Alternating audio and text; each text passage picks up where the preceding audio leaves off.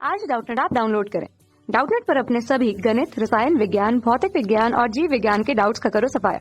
बस प्रश्न की फोटो खींचो, एक ही प्रश्न को क्रॉप करो और तुरंत वीडियो सोल्यूशन पाओ। अभी डाउनलोड करें।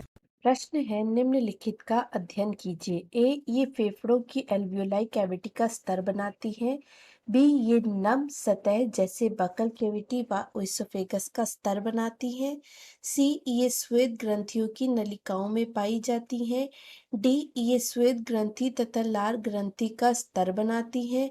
और ई, ये एक ढीली संयोजी ऊतक है। उपरोक्त में से कितने कथन सरल उपकला ऊतक से संबंधित हैं? यहाँ आपको सरल उपकला ऊतक से संबंधित 5 कथन दिए गए हैं।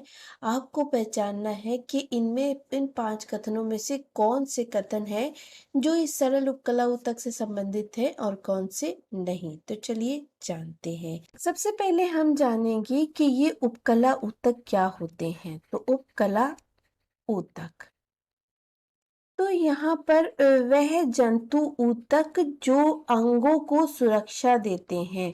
तो वह ऊतक होते हैं जो अंगों के बाह्य आवरण बनाते हैं और उनको सुरक्षा देते हैं। उन्हें हम कहते हैं उपकला ऊतक। तो अंगों के बाह्य आवरण बनाते हैं, उपकला ऊतक कहलाते हैं। अब उपकला ऊतक आपके बहुत सारे प्रकार के होते हैं, जिसमें से कुछ होते हैं सरल उपकला ऊतक। सरल उपकला ऊतक कौन से होते हैं? तो वह उपकला ऊतक जिनमें कोशिकाओं की केवल एक परत पाई जाती है। तो यहाँ पर आपको कोशिकाओं की एक परत मिलेगी केवल, और ये जो परत होगी वो चपटी कोशिकाओं से बनी हुई होगी। तो ये जो परत है वो एक ही परत है और चपटी कोशिकाओं की बनी परत है, उसे हम कहते हैं सरल उपकला ऊतक। यहाँ पर सरल उपकला ऊतक जो होते हैं वह पाए जाते हैं केवल कुछ स्थानों में या कुछ अंगों में। जैसे ये पाए जाते हैं फेफड़ों के एल्वियोलाई में। फेफड़ों के एल्वियोलाई कौन से भाग होते हैं? फेफड़ों के एल्वियोलाई वह भाग होते हैं जहाँ से हवा रुधिर तक जाती है, ये रुधिर में विसरित होती है, वह कहलाते हैं एल्वियोलाई। वो बारेनुमा संरचना होती हैं।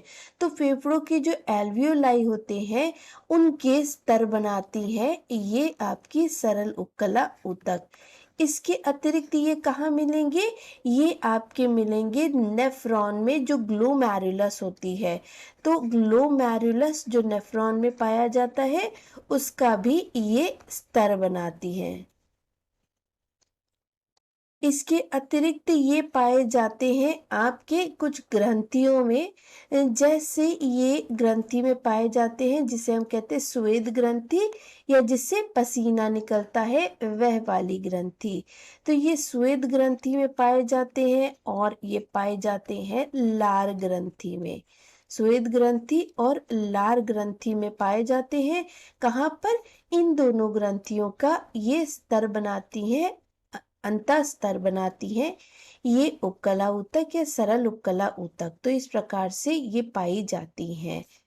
यदि हम देखें ये कैसे पाई जाती हैं, तो यहाँ पर आपके 2 कथन, जो कथन ए है वो आपका सरल उपकला ऊतक से संबंधित है, जैसा कि हमने देखा कि फेफड़ों की एल्वियोलाई के स्तर बनाती है। दूसरे कथन में दिया गया है ये नम सतह जैसे बकल कैविटी व ओएसोफेगस के स्तर बनाती है। तो ये बकल कैविटी और ओएसोफेगस के स्तर नहीं बनाती, अतः कथन गलत होगा।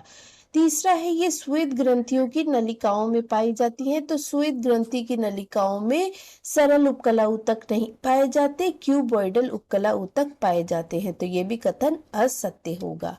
चौथा कथन है ये श्वेत ग्रंथि तथा लार ग्रंथियों के स्तर बनाती है। तो सही है, ये श्वेत तथा लार ग्रंथियों के स्तर बनाती है। ये कथन आपका डी कथन सही है।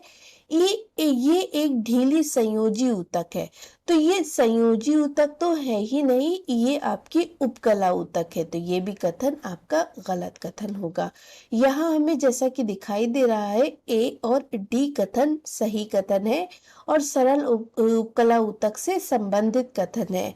अतः यहाँ पर जो हमारे दिए गए विकल्प हैं उनमें से विकल्प पहला पहला विकल्प है जो कहता है ए और डी सरल उपकला ऊतक से संबंधित कथन है, सही विकल्प है।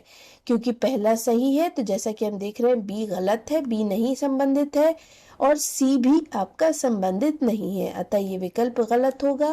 फिर हमने देखा है तीसरे विकल्प में कि सी तो संबंधित नहीं है पर ए है, क्योंकि एक है और एक नहीं है, तो ये भी विकल्प गलत होगा। चौथा विकल्प है डी तथा ई, तो डी तो है संबंधित पर ई संबंधित नहीं है, अतः ये भी विकल्प गलत होगा।